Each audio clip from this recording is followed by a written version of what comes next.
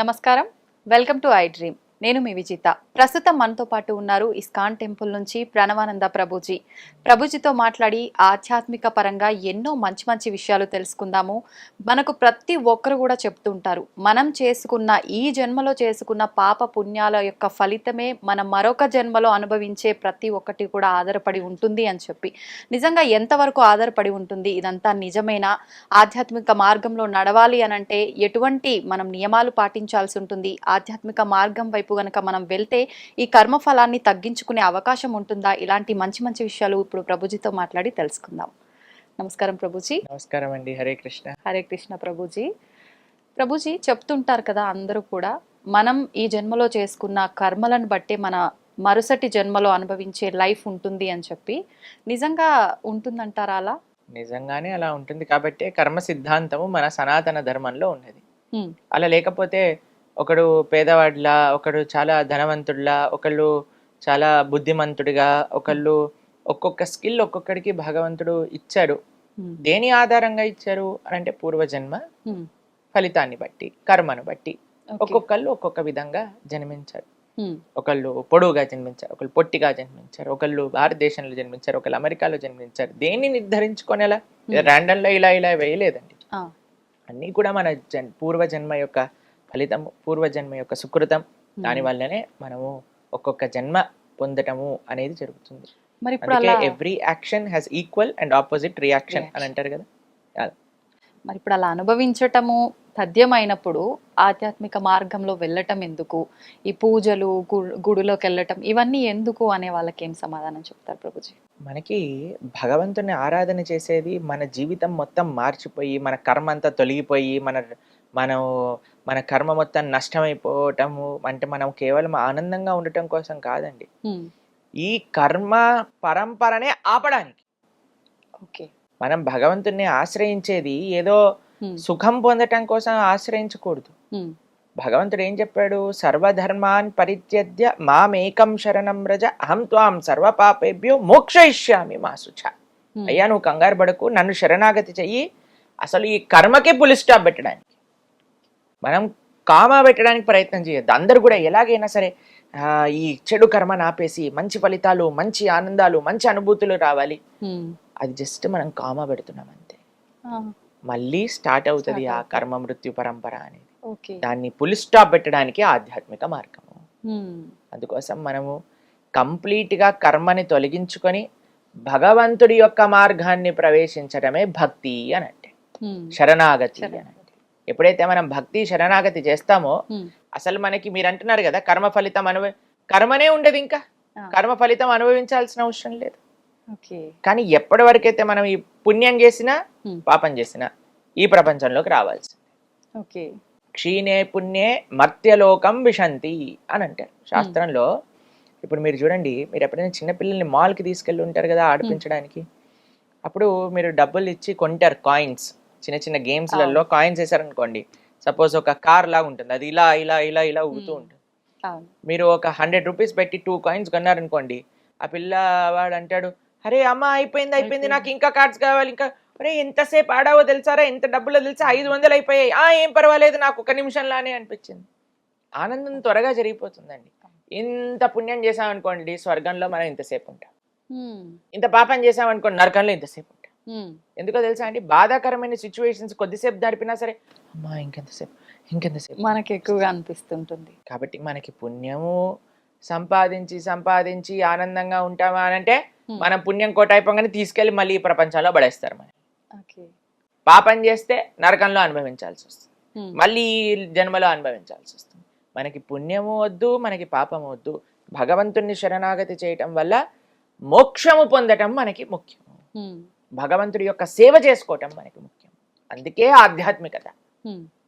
కానీ ఇప్పుడు ఆధ్యాత్మికత అంటే ఎలా మారిపోయింది తెలుసా అండి? ఈ పరిష్కారం చేయండి, మీకుండే కష్టాలు పోయి మీకు సుఖ సంపత్తులు మొత్తం వచ్చేస్తాయి. ఇది ఆధ్యాత్మికత కానే కాదు. ఇది కేవలం భౌతికమైన పుణ్యము మాత్రమే. ఆధ్యాత్మిక మార్గం అంటే పాపానికి సంబంధం లేదు, పుణ్యానికి సంబంధం లేదు. కేవలం భగవంతుడి యొక్క సేవ, భగవంతుడి యొక్క భక్తి, ఇది ఆధ్యాత్మిక మార్గం. అందుకోసం మనం భగవంతుడిని ఆశ్రయిస్తాం, భక్తి మార్గంలో ధర్మ మార్గంలో ముందుకెళ్ళాలి అని సంకల్పం చేసుకుంటాం. ప్రభుజీ భక్తి శరణాగతి అన్నారు కదా, ఏంటి రెండిటి మధ్య వ్యత్యాసం? భక్తి అంటేనే శరణాగతి, ఉమ్, శరణాగతి అంటేనే భక్తి భావనతో ఉండుట. శరణాగతి అంటే స్వామి నేను నీకు చెందిన వాడిని, నీవు తప్ప నాకు ఇంకెవరూ తెలియదు ఉమ్, అని ఒక భావన శరణాగతి. ఉమ్, శరణాగతి చేశాక ఏం చేయాలి? భగవంతుడి యొక్క భక్తి చేయాలి. భగవంతుడి యొక్క భక్తి అంటే ఏంటి? శ్రవణం కీర్తనం విష్ణు స్మరణం పాద సేవనం అర్చనం వందనం దాస్యం సాఖ్యమాత్మ నివేదనం. చక్కగా భగవంతుడి గురించి వినటం, భగవంతుడి యొక్క నామాన్ని కీర్తన చేయటం, భగవంతుడికి అర్చన చేయటం, ఇలా నవవిధ భక్తి మార్గాలలో భగవంతుని ఆశ్రయించటం, ఇదే భక్తి శరణాగతి అని అంటే.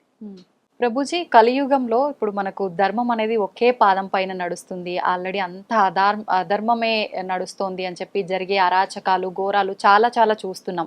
మరి ప్రస్తుతమే ఇలా ఉంటే ఇంకా ముందు ముందు ఎలా ఉండబోతుంది అంటారు? ఇంకా మనకి నిజంగా చెప్పాలి అంటే ఇది సంధికాలము అని అంటారు. అంటే ద్వాపర యుగానికి కలియుగానికి 5 నుంచి 10,000 సంవత్సరాలు సంధికాలం. అంటే ఇట్ ఈస్ జస్ట్ ట్రైలర్. ఇంకా సినిమా ఉంది ముందు ముందు. కాబట్టి ఇప్పుడు కానీ ఈ ట్రైలరే ఇక్కడ ఉంది, అమ్మో కలియుగం ఇలా పెరిగిపోయింది ఇలా పెరిగిపోయింది భక్తి చేయలేమని ఇప్పుడే అనుకుంటే ముందెళ్ళైతే ఇంకా చేయలేము. అందుకే మేము అందరికి చెప్పేది ఏంటంటే ఇప్పుడే ఇలా ఉంటే ఇంకా ముందు ముందు ఎలా ఉంటుంది. కాబట్టి ఈ జన్మను వదిలేసుకోకండి. ఈ జన్మ వదిలేసుకొని మళ్ళీ మనం పుట్టామనుకోండి, అప్పుడు ఎవ్వరు ఐ డ్రీమ్స్ టీవీలో భగవంతుడి గురించి చెప్పేవాడు ఉండరు అనమాట. అప్పుడు అందరూ సినిమాల గురించి సీరియల్ గురించి మాట్లాడే వాళ్ళే ఉంటారు. కాబట్టి మనకి ఇప్పుడు కలియుగంలో స్టార్టింగే ఇది, ఇంకా స్టార్టింగ్ లో ఉన్నాం కాబట్టి ఇంత ప్రభావం అనిపిస్తుందా మీకు? అందుకోసమే మనం జాగ్రత్తగా, అందుకే మనం అంటాం కదా దీపం ఉన్నప్పుడే ఇల్లు చక్కబెట్టుకోవాలని. అందుకే ఈ జన్మలోనే ఎంత వీలైతే అంత ఆధ్యాత్మిక మార్గంలోకి మనం వచ్చి భౌతికత ఎన్నో జన్మలు మనం భౌతిక సంసారం చేసేసామండి, దాన్ని పక్కన పెట్టి ఆధ్యాత్మిక మార్గంలో ముందుకెళ్ళడానికి ప్రయత్నం చేయాలి అని ఎందుకు చెప్తున్నాము అని అంటే ఇది ఇంకా స్టార్టింగ్ టైమే ఇలా ఉంది, ఇంకా ముందు ముందు వెళ్ళాక ఎలా ఉంటుందో ఆలోచన చేయండి. కాబట్టి అందరూ చాలా జాగ్రత్తగా ధర్మ మార్గంలో ముందుకెళ్ళాలి. ఈ సమయంలో మనకున్న అదృష్టం ఏంటో తెలుసా అండి, ఇంతమంది యొక్క ఆధ్యాత్మిక తత్వ మధ్యలో మనం ఉన్నాం. ఇంకా మనం హరినామ సంకీర్తన జరుగుతుంది, యజ్ఞాలు జరుగుతున్నాయి, ఆలయాలు ఉన్నాయి, జనాలు వస్తున్నారు ఆలయాలకి, వ్రతాలు పూజలు అన్నీ జరుగుతున్నాయి. ఇంకా ముందుకు వెళ్తూ వెళ్తూ వెళ్తూ ఉంటే ఇవన్నీ తగ్గిపోతాయి. అందుకోసం చాలా జాగ్రత్తగా ఉండాలి. అందుకనే ప్రతిసారి కూడా ఆధ్యాత్మిక మార్గంలో వెళ్ళాలి వెళ్ళాలి పుణ్యాలు చేసుకోవాలని చెప్తుంటారు ప్రభుజీ. ప్రభుజీ భగవంతుడు సర్వత్రా ఉన్నాడు, ప్రతి ఒక్కరిలో భగవంతుడు ఉన్నాడు, ఎక్కడ చూసినా భగవంతుడు ఉన్నాడు, భగవంతుడు లేని ఒక ప్లేస్ అనేదే లేదు అంటుంటారు కదా. మరి భగవంతుడు అంతటా ఉన్నప్పుడు ఎందుకు ప్రత్యేకంగా ఆలయాలకి గుళ్ళోకి వెళ్ళి భగవంతుని దర్శనం చేసుకోవాలంటారు? గాలి అంతటా ఉంది కదండి, కానీ మన కార్లో టైర్లో పంచర్ అయింది అనుకోండి, మనం ఈ పంచర్ షాప్కి వెళ్ళి అక్కడ ఎందుకు గాలి కొట్టించుకుంటాం? గాలి అంతటా ఉంది, గాలి కొట్టించుకుంటారా మీరు ఎప్పుడైనా వెహికల్లో? ఇక్కడ నుంచి గాలి ఇలా పట్టుకొని లోపలికి పంపించచ్చు కదా? సాధ్యపడదు కదా. ఎందుకు సాధ్యపడదు? గాలి అంతటా ఉంది కదా. అవును, సాధ్యపడదు. భగవంతుడు కూడా అంతటా ఉన్నాడు. గాలి షాప్ లో ఎలా అయితే ఎయిర్ కాన్సన్ట్రేటెడ్ గా ఒక దగ్గర ఉంటుంది కాబట్టి అది ఈజీగా మనం పెనిట్రేట్ అవుతుంది. భగవంతుడు సర్వత్రా ఉన్న ఆ తత్వము ఆలయ విగ్రహం రూపంలో ఒక కాన్సన్ట్రేటింగ్ గా స్వామి స్వయంగా ఆ రూపంలో అక్కడ కొలువై ఉన్నారు. ఈజీగా యాక్సెసబుల్ మనకి దేవాలయంలో భగవంతుడు. ఎలా అయితే ఇప్పుడు హైడ్రోజన్ ఉంది, ఆక్సిజన్ ఉంది. ఇప్పుడు మనకి నీళ్లు, నాకు ఇప్పుడు దాహం వేస్తుంది అనుకోండి, ఆక్సిజన్ హైడ్రోజన్ రెండు కలిపి ఇప్పుడు నీళ్ళు తెచ్చి నోట్లో పోసుకున్నాను అనుకోండి, అవుతుందా? ఒక వాటర్ బాటిల్ తీసుకొని దాన్ని సంప్రోక్షణ చేసుకొని దాని తర్వాత స్వీకరిస్తే గానీ నాకు దాహం తీరుతుంది. అలానే భగవంతుడు అంతటా ఉన్నాడు, సర్వత్రా ఉన్నాడు. అది భగవంతుడు చెప్పింది, భగవంతుడు తత్వమే సర్వత్రా ఉన్నాడు. మీరు సర్వత్రా ఉన్నాడు అని నమ్ముతున్నప్పుడు ఆలయంలో విగ్రహంలో కూడా ఉన్నాడు కదా. ఉన్నాడు. ఆలయంలో విగ్రహంలో భగవంతుడిని పర్సీవ్ చేయటం చాలా ఈజీ, చాలా సులభం. అందుకోసం మనం ఆలయానికి వెళ్ళి ఎప్పుడైతే ఆ స్వామి యొక్క రూపాన్ని, ఆ స్వామి యొక్క దర్శనాన్ని, స్వామి యొక్క సేవలను మనం ఆస్వాదన చేస్తామో, ఇప్పుడు కనిపించేదే చూడలేకపోతే, కనిపించేదే ఆస్వాదించకపోతే కనిపించింది ఏం చూస్తామండి? అస్సలు సాధ్యపడదు. ఇప్పుడు జనాలకి మూర్తి భగవంతుడి యొక్క శ్రీ విగ్రహాన్నే ఉమ్. దూషిస్తున్నారు, భగవంతుడి యొక్క శ్రీ విగ్రహాన్నే నమ్మకం లేకుండా ఇది నాస్తికుల్లా చేస్తున్నారు, మాట్లాడతారు. భగవంతుడినే దూషిస్తున్నారు. కొన్ని ప్రోగ్రాంలు మేము ఎప్పుడైనా ఇంటర్నెట్ లో చూస్తే మాకు ఆశ్చర్యం వేస్తుంది. ఉమ్. పెద్ద పెద్ద వాళ్ళు అసలు మన ఉండే దేవీ దేవతలను కూడా నిందిస్తూ వాటిపైన వెటకారంగా మాట్లాడుతూ అది ఎంత మహాపాపమో తెలుసా మీకు అది? ఉమ్. కాబట్టి సరైన తత్వం తెలియకపోతే ఉమ్. వాళ్ళు, మీకు ఒక విషయం తెలుసా, భగవంతుడు సాక్షాత్తుగా మన ముందుకు వచ్చిన ఉమ్. ఎవడో నాటకం వేసుకొని వచ్చాడు, వేషం వేసుకొని వచ్చాడు అనుకుంటాడు. నిజమే. భగవంతుడిని చూడడానికి భగవంతుడి యొక్క కృప ఉండాలండి, లేకపోతే పర్సీవ్ చేసుకోలేరు. నిజంగా అంతటి అదృష్టం దక్కుతుందంటారా ప్రభుజీ? నిజంగా మనం ముందుకి- బ్రహ్మాండంగా ఎవరైతే వినయంతో, గర్వం లేకుండా ఉమ్. శాస్త్రం పైన, ఆచార్యుల పైన, భక్తుల పైన నమ్మకం పెడతారో అటువంటి వాడికి భగవద్ దర్శనం అయి తీరుతుంది. ఆ. కానీ ఎవరైతే గర్వంతో, అహంకారంతో నేనే పోటుగాన్ని అని అనుకొని అందరిని నిందిస్తున్నారో అటువంటి వాడికి ఎన్నటికీ భగవద్ దర్శనం కాదు, మహాపాపం చుట్టుకుంటాం. ఉమ్. కాబట్టి మనం ఏదో మైక్ ఇచ్చాం కదా, కెమెరా ఉంది కదా అని మనకి ఇష్టం వచ్చినట్టు మాట్లాడకూడదు. అవును. చాలా జాగ్రత్తగా ఉండాలి. ఉమ్. ప్లస్ ఇంకో విషయం చెప్తాను, ఉమ్. ఎవరిని ఏం అడిగి ఉమ్. తెలుసుకోవాలి అనే విషయం కూడా మనకు తెలిసి ఉండాలి. అవును. ఇప్పుడు చూడండి, మేము మీ దగ్గరకు వచ్చి ఒక న్యూక్లియర్ రియాక్టర్ని ఎలా ఆఫ్ చేయాలి ఉమ్. అని అడిగాను అనుకోండి, మీరేం చెప్తారు? నాకు ఎందుకు తెలియదు అడుగుతున్నారండి ప్రభుజీ, న్యూక్లియర్ నాకు సంబంధం రియాక్టర్ లేదు గురించి? కదా. ఆ. ఎవరైతే న్యూక్లియర్ సైంటిస్ట్ ఉన్నో ఆయన అడగండి అని. అవును ప్రభుజీ. మనం వెళ్ళి ఆధ్యాత్మికత గురించి ఎవరెవరినో కూర్చోబెట్టి అడిగేసాం అనుకోండి, వాళ్ళ దగ్గర నుంచి వచ్చే సమాధానాలు అలానే ఉంటాయి. కరెక్ట్ ప్రభు. భగవంతుడి గురించి తెలుసుకోవాలి అని అంటే భాగవతోత్తముని అడగాలి. ఉమ్. అవును. కాబట్టి ఎవరైతే ఆ విషయం గురించి నేర్చుకున్నారో, చదువుకున్నారో అటువంటి వ్యక్తిని మనం ఆశ్రయించడం ఫస్ట్. ఉమ్. ప్లస్ వ్యక్తి కూడా మనకి పరిజ్ఞానం ఉన్నంత వరకే ఆన్సర్ చెప్పాలి, ఉమ్. దాని ప్రకారంగానే మాట్లాడితే అప్పుడు ఆయన మర్యాద అనేది కూడా ఉంటుంది. అవును. కాబట్టి అది ఉమ్. చాలా ముఖ్యమైన తత్వం ఆధ్యాత్మికతలో. తెలిసిన విషయాలు వినయంగా ఎప్పుడైతే మనం స్వీకరిస్తామో భగవంతుడు కనిపించి తీరుతాడు, దాంట్లో ఎటువంటి సందేహం లేదు. ఉమ్. ఎవరో కోటికి ఒకరు ఉండుంటారు అట్లాంటి అదృష్టవంతులని నేను అనుకుంటా ప్రభుజీ ఈ కలియుగంలో. కృష్ణుడు భగవద్గీతలో ఏమని చెప్పారు తెలుసా? ఉమ్. మనుష్యానాం సహస్రేషు అంటే 1,00,000 మందిలో ఉమ్. ఒక్కడు భగవంతుని తెలుసుకుంటాడు. ఉమ్. వాసుదేవ సర్వమితి సమహాత్మ సుదుర్లభ, ఉమ్. చాలా చాలా దుర్లభం భగవంతుడే అంతటా ఉన్న తత్వము అని తెలుసుకునేవాడు అని. పాపం కృష్ణుడికే ఆ ఎక్స్పెక్టేషన్ ఉందంటే అది రియాలిటీనే కదండి. అవునవును. పాపం కృష్ణుడి ఎక్స్పెక్టేషనే అంతే ఉంది. ఉమ్. బహూనాం జన్మనామ్యంతే జ్ఞానవాన్ మాం ప్రపద్యతే ఉమ్. వాసుదేవ సర్వమితి సమహాత్మ సుదుర్లభ. బహూనాం చాలా చాలా జన్మలు ఎత్తి ఎత్తి ఈ సంసారంలో అనుభవించి అనుభవించి అనుభవించి తర్వాత తెలుస్తుందట అటువంటి వ్యక్తికి అయ్యా కృష్ణుడే సర్వత్వము అని. అటువంటి వ్యక్తి చాలా దుర్లభమైన మహాత్ముడు అని కృష్ణుడు చెప్పాడు భగవద్గీత. ఉమ్. కాబట్టి అంత ఈజీ కాదండి భగవంతుడి గురించి అర్థం చేసుకోవటం. కానీ ఉమ్. ఎవరికైతే వినయం ఉంటుందో, విశ్వాసం ఉంటుందో వాడు అర్థం చేసుకోవచ్చు. ఉమ్. ఇది సీక్రెట్. ఓకే. సీక్రెట్ ఇస్ వినయం అండ్ విశ్వాసం. ఇప్పుడు రివీల్ అయిపోయింది సీక్రెట్. ఓకే.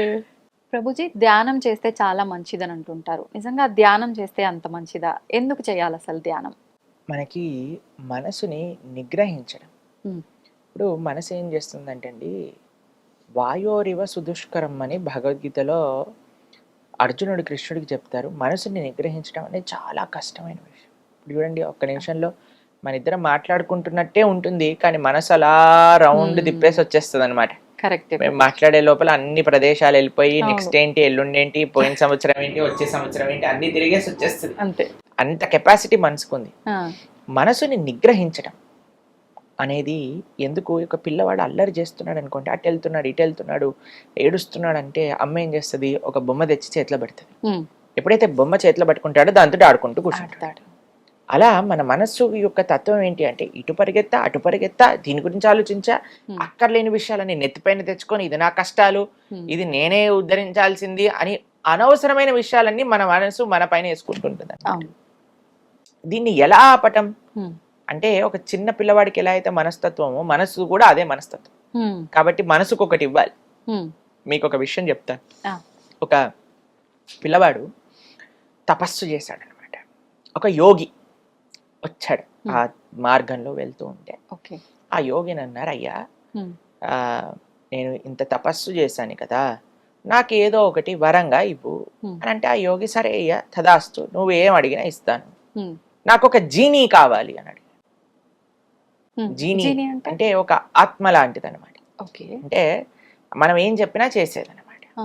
అయితే ఈయన ఏం చెప్పాడంటే ఈ జీనీని ఇస్తాను కానీ ఒక రూల్ ఉంది దీనికి, ఎప్పుడైతే నువ్వు దీనికి పని చెప్పవో అప్పుడు నేను చంపేస్తుంది, అదే చంపేస్తుంది, దీనికి ఎప్పుడు పని చెప్పు అని చెప్తాడు. సరే అని ఇంటికి తీసుకెళ్తాడు.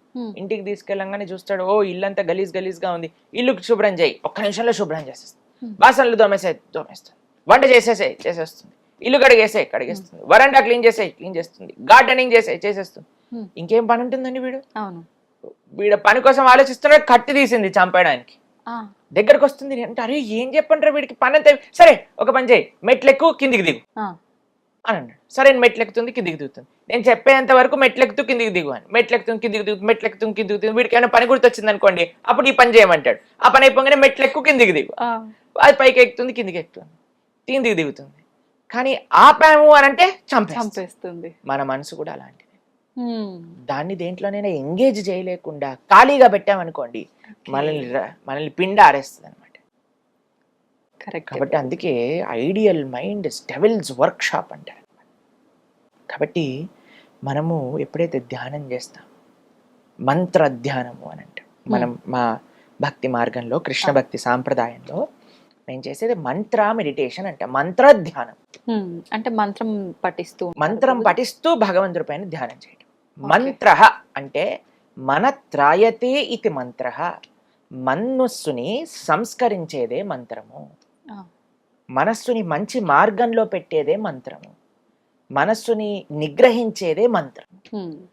అందుకే హరే కృష్ణ కృష్ణ కృష్ణ హరే హరే, హరే రామ రామ రామ హరే హరే. ఈ మంత్రాన్ని మేము ప్రతిరోజు 2 గంటల సేపు ధ్యానం చేస్తాం, మంత్ర పఠనత.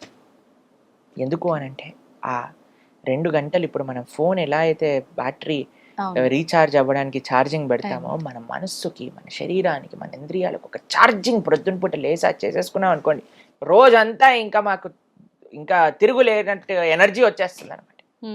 ఇప్పుడు చూడండి ఈ రోజు మీతో మాట్లాడేటప్పుడు ఇది నాది 6వ ప్రోగ్రామ్. ఎంత ఎనర్జెటిక్ గా ఉన్నారు. ఎలా వచ్చింది ఎనర్జీ అని అంటే ఆ కరెంట్ వైర్ లో కరెంట్ వేలు పెట్టామనుకోండి, ఆ కరెంట్ షాక్ తో ఇలా ఊగిపోతాం కదా. కృష్ణ ఈ సోర్స్ ఆఫ్ పవర్, ఆయనతో మనం కనెక్షన్ పెట్టుకోవటం ఏంటి అంటే ఆయన నామాన్ని జపం చేయటం. ఎప్పటి వరకైతే ఆ పవర్ కనెక్టెడ్, ఇప్పుడు చూడండి మీరు ఫోన్ కి ఛార్జింగ్ పెట్టి ఎన్ని రీల్స్ తిప్పినా సరే ఏం అవ్వదు. కాబట్టి అలా ఆ పవర్ కనెక్షన్ ఉంచుకోవటమే మంత్ర, మనత్రాయతే ఇది మంత్ర. కాబట్టి మంత్ర జపం, సాధన ఇవన్నీ ఉండటం చేత మనస్సు నిగ్రహం. అందుకే ఆధ్యాత్మిక మార్గంలో ఈ మంత్ర అనేది అంత ముఖ్యం అన్నమాట. కాబట్టి ఈ హరే కృష్ణ మహామంత్రం, హరే కృష్ణ కృష్ణ కృష్ణ హరే హరే, హరే రామ రామ రామ హరే హరే, ఇది షోడశాక్షరనామ్నాం కలి కల్మషనాశనం నాతర పరతరోపాయ సర్వవేదేషు దృశ్యతి అని అంటే. కలి కల్మషాన్ని, కలి అన్నిటికంటే పెద్ద స్థానం ఏంటో తెలుసండి, కలి ఉండేది మనసు. కాబట్టి ఆ కలి ప్రభావం మొత్తం కూడా బయటికి తీసేస్తుంది, ఈ మంత్రానికి అంత శక్తి ఉంది. కాబట్టి అందరూ చక్కగా జపం చేయండి, మనసుని మంచి మార్గంలో పెట్టండి. ప్రభుజీ, కొత్తగా ధ్యానం చేయాలనుకునే వాళ్ళు ఇందాక మీరు చెప్పినట్టుగా ఒక్క దగ్గర ఏకాగ్రత అనేది పెట్టలేకపోతుంటారు. రకరకాల ఆలోచనలు, ఎన్నో రకాల జరిగినాయి, జరగబోయేవి వస్తూనే ఉంటాయి కళ్ళ ముందరికి, ఎంత చేద్దామన్నా కుదరదు. అలాంటి వాళ్ళ పరిస్థితి ఎలా సాధ్యపడుతుంది? మనసు పని ఆలోచించడం, మీ పని మంత్రాన్ని జపించడం. అంతే, మనసుని పట్టించుకోవద్దు. మంత్రాన్ని జపం అంటే ఏంటో తెలుసా అండి? మనం మంత్రాన్ని ఎలా జపించాలి అంటే మన చెవులకి వినపడాలి. మనం అనే మంత్రం మనకి వినిపించాలి. హరే కృష్ణ కృష్ణ కృష్ణ హరే హరే, హరే రామ రామ రామ హరే హరే. మన మంత్రం మనం వింటున్నామా? అదే మన ధ్యాస. మనసు అక్కడ వెళ్ళండి, ఆస్ట్రేలియాకి వెళ్ళనివ్వండి, యూకేకి వెళ్ళనివ్వండి, అమెరికాకి వెళ్ళనివ్వండి, అది పాడివ్వండి. మనం ఎప్పుడైతే ఇలా మెల్లమెల్లగా మంత్రాన్ని వింటూ జపిస్తూ ఉంటామో, ఇప్పుడు చూడండి పిల్లలు అల్లరి చేస్తున్నప్పుడు వాళ్ళు ఏమనుకుంటారంటే అమ్మ ఏదో కిచెన్లో బిజీగా ఉంది, నాన్న ఆఫీస్ పని చేసుకుంటున్నాడు కాబట్టి అటు వెళ్తున్నాడు. తను ఒకసారి అమ్మ ఏయ్ అన్నదనుకోండి, వాళ్ళు అక్కడ ఉంటారు. మంత్రం ఏం చేస్తుంది, మనసు ఇటు ఇటు అటు ఇటు పరిగెత్తుంది. హరే కృష్ణ అనగానే అయ్యో వీడు ఏం చేస్తున్నాడు, గమనిస్తున్నాడా నన్ను నేను అటు ఇటు పరిగెత్తుతున్నానని వచ్చి మన దగ్గర కూర్చుంటుంది. మెల్లమెల్లగా మెల్లమెల్లగా మెల్లమెల్లగా ఆ సాధన వల్ల మనసు మన దగ్గరకు వస్తుంది. ఫస్ట్ మనసు గురించి పట్టించుకోకండి, మంత్రం పైన ఫోకస్ పెట్టండి. మంత్రం ఎప్పుడైతే మనం అధ్యయనం చేస్తున్నామో మనస్సు కూడా మన దగ్గరకు వచ్చి కూర్చుంటుంది, చక్కగా మనం చెప్పిన మాట. సమయం పడుతుంది, ఓపిక అవసరం. సమయం చూసుకోవాలంటారా ప్రభుజీ ధ్యానం చేయటానికి? కరెక్ట్ సమయం ఏంటంటారు? తెల్లవారుజామున సత్వగుణంలో ఉన్నప్పుడు అన్నిటికంటే బెస్ట్.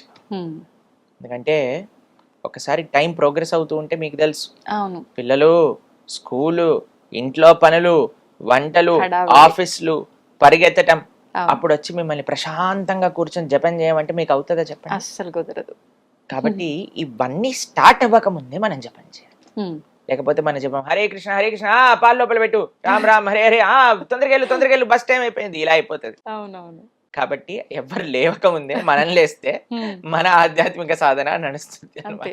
లేదంటే ఉపయోగమే లేదు, ఎన్నాళ్ళు చేసినా వ్యర్థం. ఇప్పుడు ఎంత మనము యాక్టివ్ అయిపోయాం అనుకోండి, ఈ రోజులో అందరూ యాక్టివ్గా ఉన్నారనుకోండి, మనం కూడా యాక్టివ్ అవ్వాల్సి వస్తుంది. ఇప్పుడు రాత్రిపూట వెళ్ళి సాధన చేసుకుంటామంటే అలసిపోతారు కదా. ప్రొద్దునంతా మనం పని చేసో చదువుకోనో వెళ్ళి వెనకాలకి వెళ్ళి అప్పుడు నేను జపమాలు పట్టుకుంటే ధ్యానంగా చేసేది యోగ నిద్ర. కాబట్టి ప్రొద్దున పూట తెల్లవారుజామున త్వరగా పడుకొని త్వరగా లేచి స్నానం చేసి దేవుడి దగ్గర దీపం పెట్టుకొని కూర్చొని జప అనుష్ఠానం చేయండి. అసలు తిరుగులేని శక్తి మీ సొంతం అవుతుంది. ప్రభుజీ, మనం తీసుకునే ఆహారాన్ని బట్టి కూడా మన ఆలోచన విధానం ఆధారపడి ఉంటుందంటారు కదా. అలా అయితే శాకాహారం భోజనం మాత్రమే తీసుకునే వాళ్ళు ఉంటారు, వాళ్ళు అంత సాత్వికంగా ఉన్నట్టుగా ఏం కనిపించరు కదా, మరి ఆహార ప్రభావం ఉన్నట్టు ఎలా? సాత్వికమైన ప్రవృత్తి కావాలి అని అంటే సత్వగుణంలో ఉండాలి. అది కేవలం ఆహారం కాదు, ఇంకా చాలా ఫ్యాక్టర్స్తో. మీకు ఒక విషయం చెప్తాను. ఈ ప్రపంచం నుండి ప్రతి వస్తువు కూడా సత్వ రజస్తమో గుణములలో కేటగరైజ్ చేసి ఉంటుంది అనమాట. చూడండి, కేవలం శాకాహారం తిని DJ sound dim dim dim dim అని డీజే సౌండ్ విన్నాడు అనుకోండి, వాడు సత్వగుణంలో ఉన్నవాడు కాదు. కాబట్టి సత్వము అనంటే ఒక ఎంటైర్ సిస్టమ్ ఆఫ్ సత్వ. సత్వగుణంలో ఉండే వ్యక్తి ఏం చేస్తాడు? తెల్లవారుజామున లేస్తాడు, స్నానం చేసుకుంటాడు, ప్రతిరోజు దేవాలయానికి వెళ్తాడు, చక్కగా సాత్వికమైన ఆహారాన్ని. ఇప్పుడు అన్ని సత్వగుణంలో ఉండే వస్తువులన్నీ కూడా మనస్సు పైన ప్రభావం చూపిస్తుంది. అన్నిటికంటే పెద్ద ఫ్యాక్టర్ ఆహారం, ఇది గమనించాలి. ఆహారం ఒక్కటే ఫ్యాక్టర్ కాదు. అర్థమైందా మీకు రెండిట్లో ఉండే డిఫరెన్స్? అర్థమైంది ప్రభుజీ. కాబట్టి ఆహారం అన్నిటికంటే ముఖ్యమైన ఫ్యాక్టర్. ఎవరైనా కానీ తమో గుణం రజోగుణం అంటే మాంసాహారులు కానీ మద్యము కానీ ఇటువంటి సేవించారనుకోండి, వాళ్ళకి సత్వగుణంలోకి రావటం చాలా చాలా కష్టం, చాలా అంటే చాలా కష్టం. కాబట్టి ఎవరైనా ఈ మానవ జన్మని చక్కదిద్దుకోవాలి అని అనుకున్న వారు ఎవరైనా ఉంటే సాత్వికమైన ఆహారాన్ని తీసుకోవటమే శ్రేయస్కరం. మాంసాహారము మహాపాతకములలో ఒకటి అని శాస్త్రములో చెప్పున్నది. కాబట్టి మనం ఎప్పుడు కూడా మాంసాహారం వైపు వెళ్లకుండా కూరగాయలలో కూడా సత్వరజస్తమో గుణములు, ఉల్లిపాయలు తమో గుణం రజో గుణానికి చెందినవి. కాబట్టి ఇప్పుడు ఆహారంతో పాటు మిగతావన్నీ కూడా మనం దృష్ట్యా పెట్టుకుంటే అప్పుడు మనకి మంచి సత్వగుణంలో ఉన్న వాళ్ళం అవుతాం. ఇప్పుడు మీకు ఒక విషయం చెప్తానండి. ఇప్పుడు ఆధ్యాత్మిక మార్గంలో ఉన్న వాళ్ళకి కొన్నిసార్లు మీరు అనుకోవచ్చు, అరే వీళ్ళకి కోపం ఉంది కదా, అరే ఈయన ఇలా మాట్లాడుతున్నాడు కదా, అలా అనుకున్నారనుకోండి. మీకు ఒక విషయం చెప్తాను. ఒక వ్యక్తి రోగం ఉన్నది, ఓకేనా, నడుము నొప్పి ఉంది, కాళ్ళ నొప్పి ఉంది, తలనొప్పి ఉంది, జ్వరంగా ఉంది, గొంతు నొప్పి ఉంది, థ్రోట్ ఇన్ఫెక్షన్ లాగా అనిపిస్తుంది. ఇంట్లోనే కూర్చున్నాడు, ఇంకా పెరుగుతుంది రోగం. పక్కింట్లో ఇంకొకటి కూడా అదే సిమ్టమ్స్ ఉన్నాయి. ఆయన డాక్టర్ దగ్గరికి వెళ్ళి జాయిన్ అయ్యాడు.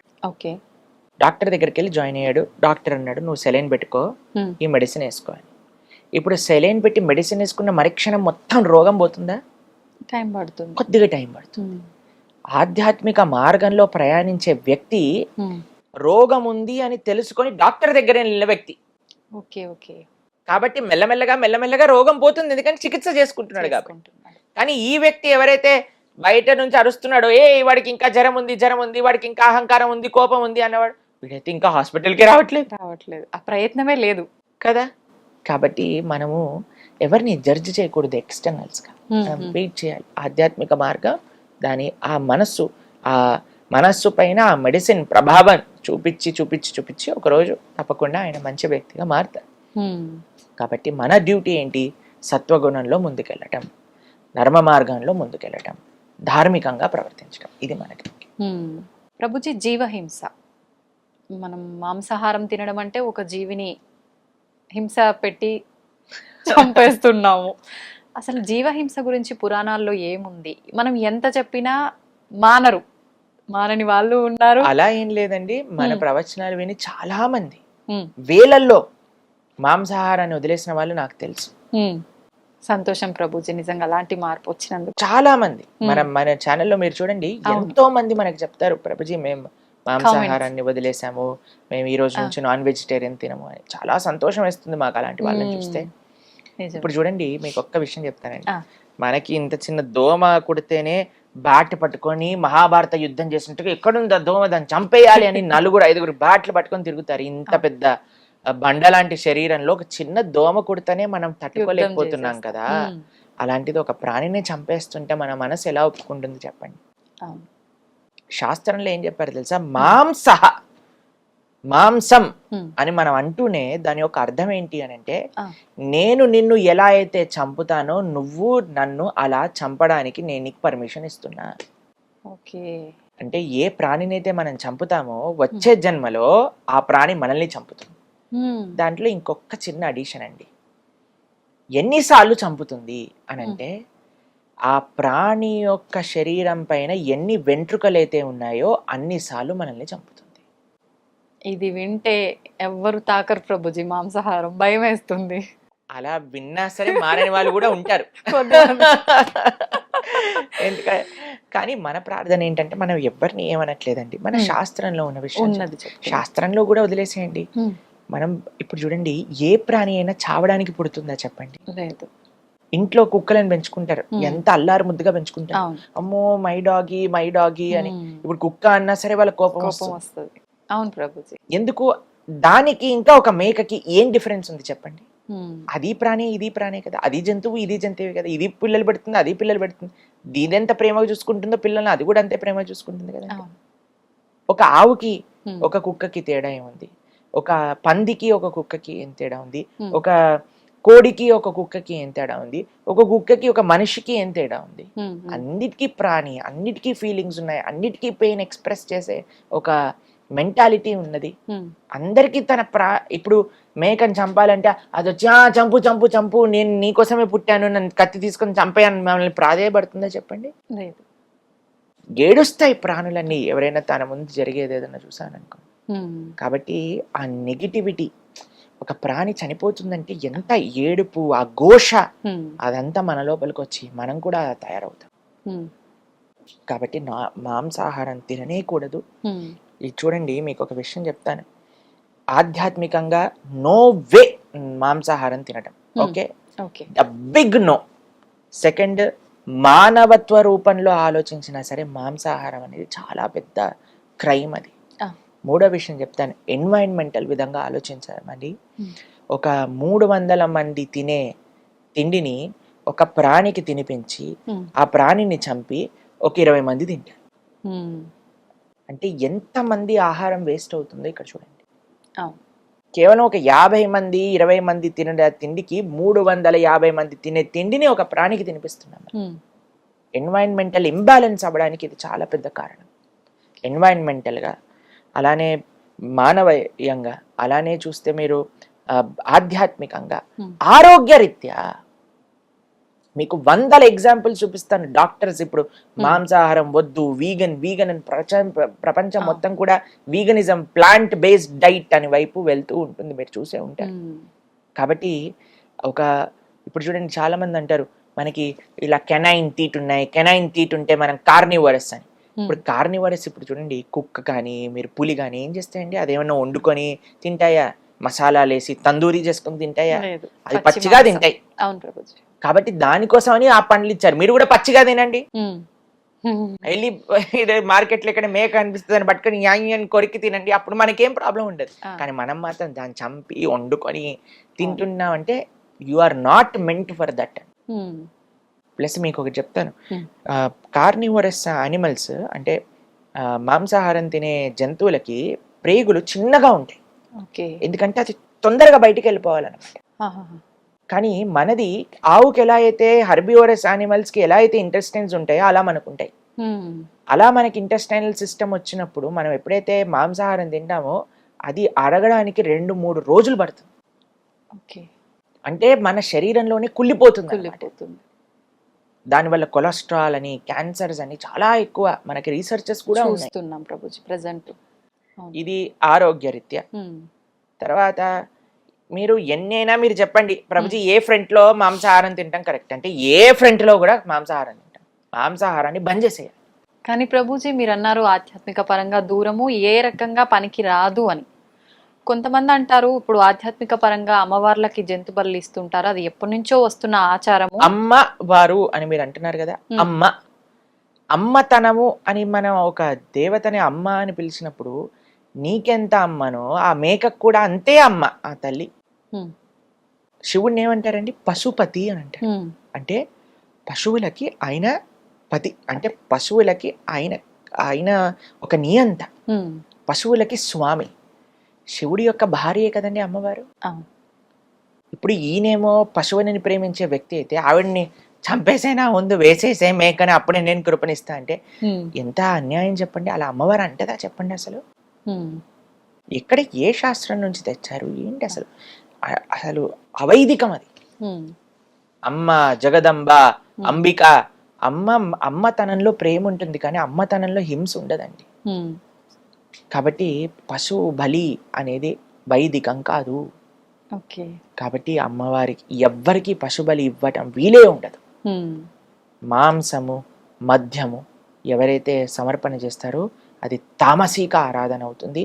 అటువంటి వాళ్ళ ఫలితాలు ఇప్పుడు పెద్ద పెద్ద వాళ్ళు కూడా టీవీలో కూర్చొని కంపల్సరీ మీరు పెట్టాల్సిందే నాన్ వెజిటేరియన్, కంపల్సరీ మీరు పెట్టాల్సిందే లిక్కర్ అని మాట్లాడుతున్నారు.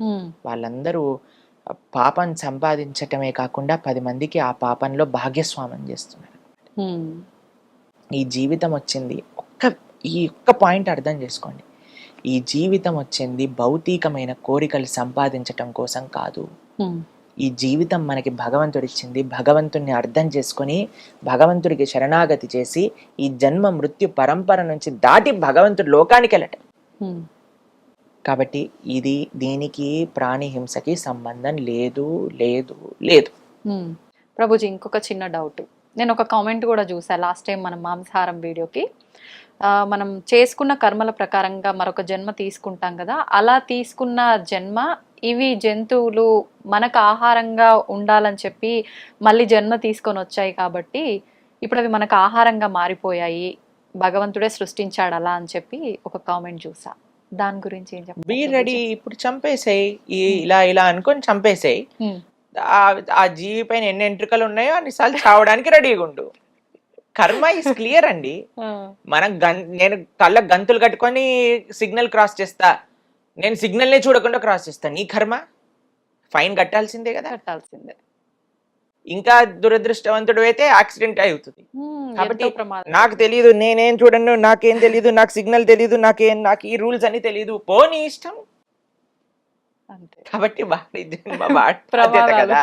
కాబట్టి ఇలాంటి ఎన్ని లాజిక్లు ఉపయోగించి ఎన్ని విధాలుగా నువ్వు కర్మ చేసినా సరే కర్మని తప్పించుకోలేవు.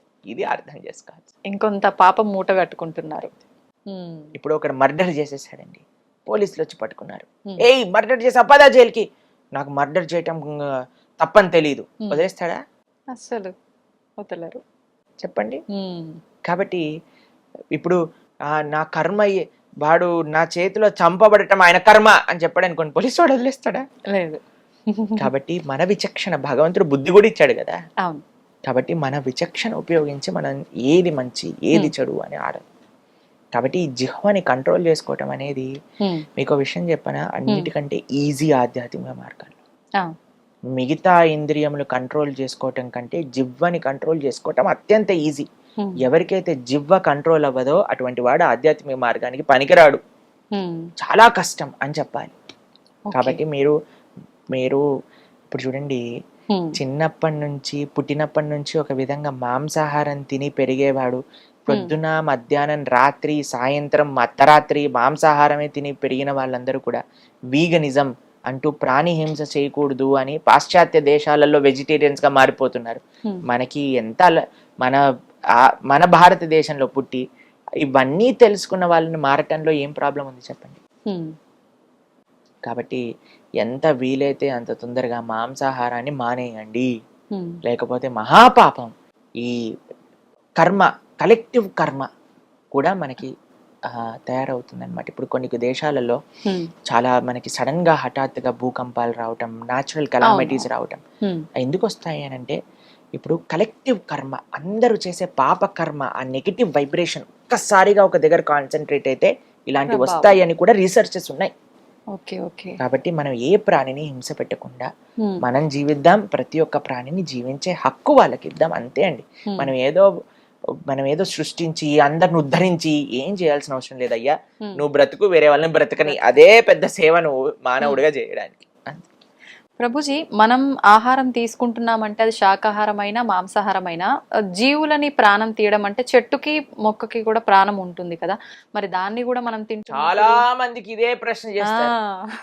ఇప్పుడు మనం ఎప్పుడైనా మాంసాహారం గురించి, అయ్యో ఈ మొక్కలన్నీ చంపేస్తున్నారు, మొక్కల్ని కాపాడండి అని కామెంట్లు పెడతారు చాలా మంది. చాలా ఎక్కువ కామెంట్స్ వచ్చాయి ప్రభుజీ. ఇప్పుడు ప్లాంట్లలో జీవులు లేరా, మీరు పాలకూరని, కొత్తిమీరని, కరివేపాకుని ఎలా చంపేస్తుంటున్నారు. మీరు చూడండి, ఇప్పుడు పాలకూరని కట్ చేసేటప్పుడు పాలకూర ఎగిరి ఎగిరి రక్తం అంతా పెట్టి పాలకూర బిడ్డను పట్టుకొని ఇలా గౌగలించి అలా చేస్తుందా అండి? చెయ్యదు. కానీ దాంట్లో జీవం ఉందా అంటే ఉన్నది. కానీ మరి నువ్వెందుకు తింటున్నావు దాన్ని అని అంటే, నువ్వు జీవించి ఉండడానికి. భగవంతుడు డూస్ అండ్ డోంట్స్ అని ఇచ్చాడు మన శాస్త్రంలో. పత్రం పుష్పం ఫలం తోయం యోమే భక్త ప్రయశ్చతి.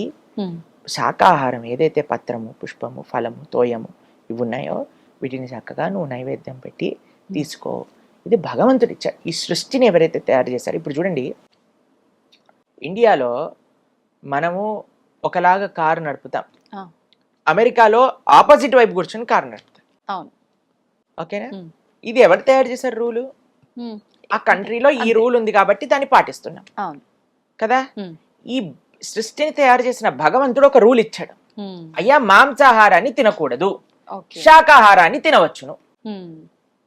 ఓకేనా? క్లియర్ గా ఉంది. కాబట్టి ఆయన ఇచ్చిన రూల్ ప్రకారంగా, ఆయన ఇచ్చిన ఇన్స్ట్రక్షన్స్ లో అహింస అని అంటే లీస్ట్ హింస. అహింస అంటే అన్నిటికంటే తక్కువ హింస. ఇప్పుడు నువ్వు డిసైడ్ చేసుకో, అయ్యా నేను శాకాహారం తినకుండా కూడా బ్రతుకుతా అని ఎవరికైనా అనిపిస్తే, గాలిని పీల్చుకొని బ్రతుకుతా, you are most welcome to do it. కానీ ఎవరైనా అయ్యా మాంసాహారం తినలేకపోతే మరి నేనేం తినాలి? నువ్వు శాకాహారాన్ని తినొచ్చు, బ్రతుకు, ప్రేమని పంచు, ధర్మాన్ని ఆచరించు అని భగవంతుడు. దీన్ని వితండవాదం చేసి మరి జంతువులలో కూడా ఉన్నప్పుడు మరి చెట్లలో కూడా ఉంది, ఏం తినకు. Who said no? If you can live just with water and air, do it. If you cannot, then don't kill anything, just eat plants. అది మనం చెప్పాను. కరెక్ట్ ఆన్సర్ వచ్చేసింది ప్రభుజీ చాలా కామెంట్స్ కి. ఇప్పుడు ఈ వీడియోకి ఏం కామెంట్స్ వస్తాయో చూడాలి. నేను ముందు కామెంట్స్ ఓపెన్ చేస్తున్నా. చూడండి, కుక్కతో ఒక వంకర అని కొంతమంది మారరు. అవునవును. కాబట్టి అటువంటి వాళ్ళ కోసం ఏం చేయాలంటే ప్రార్థన చేయాలి. ఇప్పుడు ఇంత చెప్పినా అర్థం, చాలా చిన్న విషయం అండి. ఒక ప్రాణి మనం హింస పెట్టకూడదు, ఎంత బేసిక్ విషయం అండి అది. నిజంగానే దానికి ఇంత మొత్తుకొని చెప్పాల్సి వస్తుంది, అయినా సరే అర్థం చేసుకోవట్లేదు అని అంటే, అంటే ఇంకా వాళ్ళకి ఇంకా మారరు అనేది అర్థం. అంతే. కాబట్టి మనం జస్ట్ భగవంతుడికి ప్రార్థన చేయాలి, తండ్రి వాళ్ళని కూడా మంచి ధర్మ మార్గంలో నడిపించు, అంతే, ఇంకేం చెప్పలేము. మన వంతు ప్రయత్నం మనం చేసాం, ఆ పైన భగవంతుడి పైన భారం. ప్రభుజీ, దానం విషయానికి వస్తే కూడా అపాత్ర దానం పనికిరాదు అంటుంటారు, దాని వల్ల కూడా పాపం జరుగుతుంది అని అంటుంటారు. నిజమే అంటారా ప్రభుజీ? కృష్ణుడు భగవద్గీతలో ఈ విషయం గురించి చెప్తారండి. ఎవరికైతే పాత్రత లేదో వాళ్ళకి దానం ఇవ్వకూడదు. ఇప్పుడు చూడండి, ఒక ఆయన వచ్చి మిమ్మల్ని డబ్బులు అడిగాడు, 100 రూపాయలు ఇచ్చారు అనుకోండి, వాడు వెళ్ళి సిగరెట్ తాగి మందు కొట్టాడు అనుకోండి, వాడి వచ్చిన పాపం కూడా మీ దగ్గరికి వచ్చేస్తుంది. ఓకే. కాబట్టి మనం ఎప్పుడు కూడా అపాత్రతా దానం చేయకూడదు. ఎవరికి దానం ఇస్తున్నాం? ఎక్కడైతే మనం కాన్ఫిడెంట్ గా ఉన్నామో నా డబ్బులు ఇయ్యటం చేత మంచి జరుగుతుంది, అక్కడ మనం దానం ఇవ్వాలి. వాళ్ళకు చూడండి, ఉపయోగపడింది ఒక ఇది దైవ కార్యక్రమానికి కానీ ఇప్పుడు ఆలయ వ్యవస్థకు అందరూ అంటారండి, ఉమ్, ఆ ఆలయానికి ఎందుకు డబ్బులు ఇవ్వాలి, ఆ ఎందుకు డొనేషన్స్ ఇవ్వాలి, ఉమ్, ఎందుకు మీరు డొనేషన్స్ అడుగుతున్నారు. ఇప్పుడు ఒక పెద్ద ఆలయ వ్యవస్థ, ఇప్పుడు ఫర్ సపోజ్ ఇప్పుడు నేను ఇస్కాన్ ఆదిలాబాద్ మేము అధ్యక్షత వహిస్తూ అక్కడ అందిస్తూ ఉన్నాం అనమాట. అవును ఇప్పుడు మా ప్రభుజీ. టెంపుల్ ఫర్ ఎగ్జాంపుల్ తీసుకుందాం, ఆదిలాబాద్లో ఉన్న మా గుడిలో ఉమ్, ఇప్పుడు భగవంతుడి యొక్క సేవ జరుగుతుంది. ఎవరైతే ఆలయానికి వస్తారో వాళ్ళందరికీ ప్రసాదం పెడుతున్నాం. ఉమ్, ప్రతిరోజు కూడా అన్నదాన సేవ. అక్కడ ఎవరెవరికైతే అన్నం లేకుండా ఉన్న పిల్లలు కానీ, వృద్ధులు కానీ, మహిళలు కానీ ఎవ్వరు వచ్చినా సరే లేదనకుండా అన్నం పెడుతున్నాం ప్రతిరోజు కూడా. ఓకే. అన్నదాన సేవ జరుగుతుంది. ఉమ్, దాని తర్వాత ఆధ్యాత్మికమైన ఉమ్, కార్యక్రమాలు ఊర్లలో ఎక్కడైతే మత మార్పిడులు జరుగుతున్నాయో, ఎక్కడైతే ధర్మ ప్రచారం ఉమ్, ప్రతి ఊర్లోకి వెళ్ళి ఇది నీ ధర్మం అయ్యా, ఇది నువ్వు చెయ్యి, దానికి ధర్మ ప్రచారానికి ఉపయోగపడుతుంది. ఉమ్, కాబట్టి ఒక కల్చరల్ ఫ్రంట్, ఇప్పుడు ఉత్సవాలు సెలబ్రేట్ చేస్తాం. ఇప్పుడు జన్మాష్టమి వస్తుంది, 25,000 మందికి మనం అక్కడ ప్రోగ్రామ్ తయారు చేస్తున్నాం. ప్రతి ఒక్కరికి వచ్చిన వాళ్ళందరికీ అన్నదానం చేయటం కానీ, భగవంతుడి యొక్క వివిధ ఉత్సవాలు కానీ, ఒక ఆలయ వ్యవస్థ. ఇక్కడ మన డబ్బులు పాడవవు అనే దగ్గర మనం ఇవ్వాలి. ఓకే. ఎక్కడైతే మన డబ్బులు లూటీలు వేసేసి వాళ్ళ పని వాళ్ళు చేసేసుకుంటున్నారు. ఉమ్, ఇప్పుడు చూడండి, కొంతమంది చెప్తారు, అది ఎంతవరకు కరెక్టో తెలియదు, మన టెంపుల్లో వేసే హుండీలో డబ్బులన్నీ కూడా గవర్నమెంట్ వేరే వేరే స్కీమ్లలోకి వేరే దాంట్లోకి వాడేస్తుంది, అది వేరే మతాలకు కూడా వాడేస్తుంది, పిచ్చి పిచ్చి తప్పుడు పనులకు కూడా వాడేస్తుంది అని కూడా చాలా మంది చెప్తుంటారు. కాబట్టి ఎక్కడైతే మనకి మంచి కార్యక్రమాలు జరుగుతున్నాయి అని మనకి తెలుస్తో అక్కడే ఇవ్వటం అనేది చాలా ముఖ్యం. కాబట్టి అందుకే మనకు ఒక విషయం చెప్తారు, మనకి ఎప్పుడైనా రోడ్ పైన వెళ్తున్నప్పుడు భిక్షాటన చేస్తూ వస్తారు కదండి, అందులో మేము ఫాలో అయ్యే విషయం చెప్తాను. మేము ఎప్పుడు కూడా ఏదో ఒక ప్రసాదం మా దగ్గర పెట్టుకుంటాం. ఎవరైనా మన దగ్గరికి వచ్చారనుకోండి, ఒక పండు ఇస్తాం అనమాట. చిన్నపిల్లలు వచ్చారనుకోండి, ఒక పండు, ఒక స్వీట్, ఏదో ఒకటి భగవంతుడి ప్రసాదం ఇస్తాం. కానీ డబ్బులు ఇస్తే, ఇప్పుడు చూడండి, ఆ పిల్లవాడు డబ్బులు ఇచ్చాడు అనుకోండి, పాపం వాడికి విచక్షణ లేదు, వాడు వెళ్ళి షాప్ కీపర్ని 10 రూపాయలు ఇచ్చి సిగరెట్ ఇచ్చేస్తాడు కదా. కాబట్టి మనం కరెక్ట్ కైండ్ ఆఫ్ దానం ఇవ్వండి, రాంగ్ దానం రాంగ్ వ్యక్తికి ఇవ్వకండి. ఇది మనం చెప్పేది. ఈ మధ్య చాలా మంది ఫుడ్ ఇస్తే తీసుకొని వాళ్ళు కూడా ఉన్నారు ప్రభుజీ. మేము ప్రసాదం ఇచ్చిన కొన్నిసార్లు యాక్సెప్ట్ చేయరన్నమాట, కానీ మేము చెప్తాం అలాంటి వాళ్ళంటే నిజంగా ఆ భావన ఉన్నప్పుడు ఏది ఇస్తే అది స్వీకరించాలి కదండి. కాబట్టి మనం చాలా జాగ్రత్తగా ఉండాలి. ముఖ్యంగా చిన్నపిల్లల్ని పాడు చేసేస్తున్నట్టుగా అవుతుంది. కాబట్టి వాళ్ళని ఏ విధంగా, వాళ్ళని విద్య ఇవ్వటమా, లేదా వాళ్ళకి అన్నం పెట్టటమా కడుపు నిండా, అలాంటివి చూడొచ్చు. కానీ డబ్బులు ఇస్తే ఎలాగైనా సరే అవి పాడైపోయే ఛాన్సెస్ చాలా ఉన్నాయన్నమాట. అందుకోసం కొద్దిగా జాగ్రత్తగా ఉండాలి. కానీ మీకు ఒక విషయం చెప్తాను, ఎవరైనా మన ముందొచ్చి చెయ్యి చాపాక ఇవ్వకుండా ఉండకూడదు. కాబట్టి 2 ఆప్షన్స్ ఉన్నాయి. మనం ఆహారం ఇచ్చి పుణ్యాన్నైనా తీసుకోవచ్చు, లేదా మన డబ్బులు ఇచ్చి పాపకరమైన తీసుకోవచ్చు.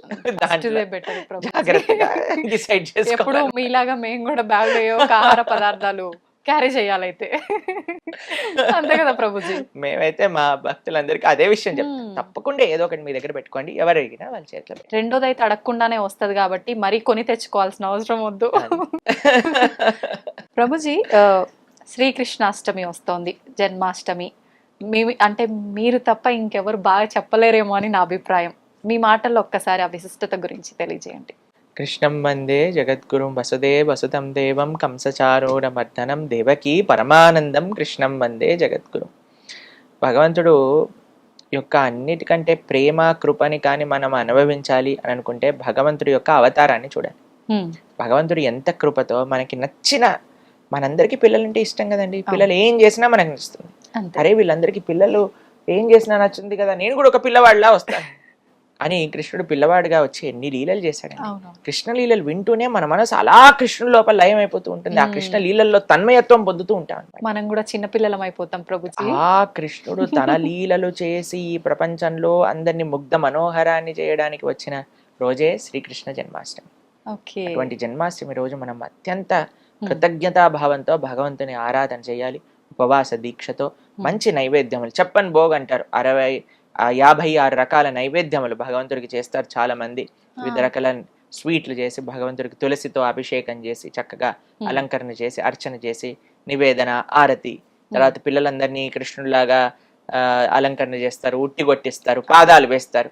ఆ రోజే పెద్ద ఉత్సవం అండి. ప్రొద్దున నుంచి రాత్రి దాకా ఆలయానికి వెళ్ళటం, దర్శనం చేసుకోవటం, గోసేవ చేసుకోవటం, చాలా అద్భుతమైన రోజు శ్రీకృష్ణ జన్మాష్టమి. భగవంతుడు ఆవిర్భవించినప్పుడు ఎంత సుందరంగా వైభవంగా ఆవిర్భవించారు అని పోతన గారు చెప్తారు భాగవతంలో. జలధరుదేవు నాజాను చతుర్బాహు సరసీలు జాక్షు విశాలాక్షు జారు గదా శంఖ చక్ర పద్మ విలాసు కంఠ కౌస్తుభమణి కాంతిబాను కమనీయ కటిసూత్ర కంకణ కేయూర శ్రీవత్సలాంఛనాంచిత విహారు సురకుండల ప్రభాయుత కుంటల లాటు వైడూర్యమణి గణవర కిరీటు బాలు పూర్ణేందు రుచిజాలు సుగుణాల బాలు భక్తలోకపాలు కృపావిశాలు జూచి తిలకించి పులకించి యొబ్బి చెలరేగే వసుదేవుడు ఉత్సహింపే అని అంటారు పోతన గారు భాగవతంలో. అంత ఉత్సవంగా కృష్ణుడు ఆవిర్భవించారట. అటువంటి తడబాటు ఎక్కడా లేదేంటి ప్రభుజీ మీకు? ఆ స్వామిని పలికిస్తే మనం పలుకుతాం, స్వామి మర్చిపోయారనుకో మనం కూడా మర్చిపోతాం.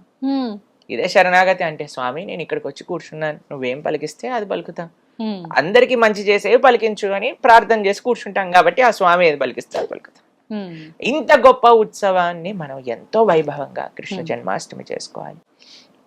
కృష్ణుడి లోకానికి అందించిన గీత, కృష్ణుడి లోకానికి అందించిన లీలలు మహా అద్భుతమైనవి.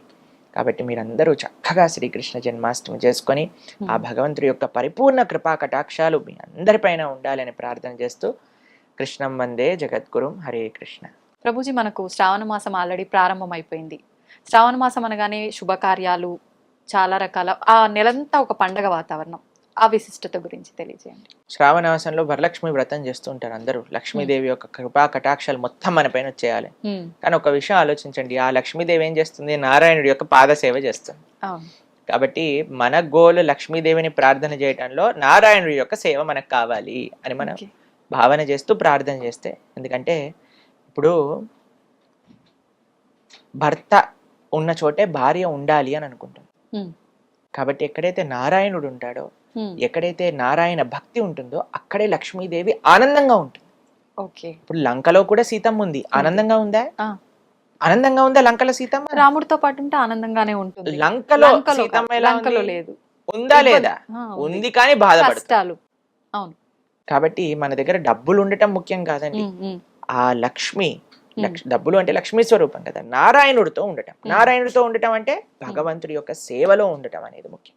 కాబట్టి శ్రావణ మాసంలో మీరు చేసే ప్రతి ఆరాధనలో ఒకటే ప్రార్థన చేయండి, అమ్మా నీ యొక్క అనుగ్రహం ఎంత వీలైతే అంత, కోట్లు లక్షలు లక్షల కోట్లు ఎంతైతే అంత ఇస్తావో మొత్తం ధార్మిక సేవలో నేను పెడతావు అని ఒక ఆశ్వాసన లక్ష్మీదేవికి ఇవ్వాలి.